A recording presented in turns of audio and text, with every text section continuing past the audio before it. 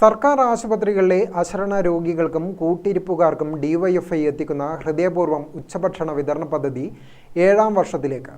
നാടിനാകെ മാതൃകയാക്കാവുന്ന കാരുണ്യസ്പർശ പദ്ധതിയുടെ 7ാം വർഷത്തിലേക്കുള്ള പ്രയാണത്തിന്റെ ചുവടുവയ്പ് CPM ജില്ലാ secretariat അംഗം M. സുരേന്ദ്രൻ തലശ്ശേരി ജനറൽ ആശുപത്രി പരിസരത്ത് ഉദ്ഘാടനം ചെയ്തു. ചടങ്ങിൽ PM അഖിൽ അധ്യക്ഷനായി.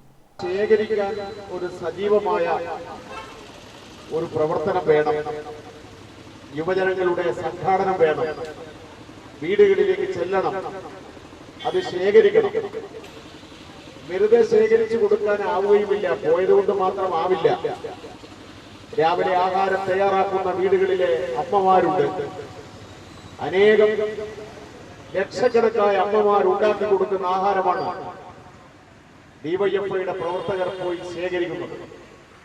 അങ്ങനെ ശേഖരിച്ച ആഹാരം ഇവിടെ സമയത്തിൽ എത്തിക്കുക എന്നുള്ളത് വളരെ പ്രധാനപ്പെട്ട ഉത്തരവാദിത്തമാണ്.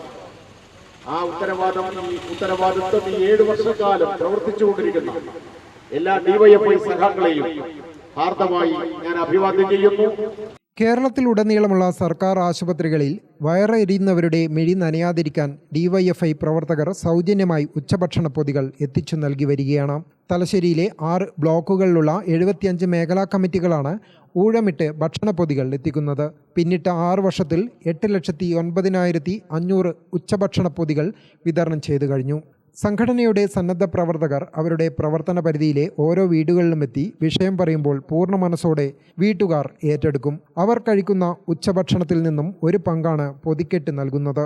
Sarin Sasi, MV Sheema, K Anusree, P Saneesh, PV Sachin, Muhammad Fazil എന്നിവർ സംബന്ധിച്ചു. ഗ്രാമിക ന്യൂസ്, തലശ്ശേരി.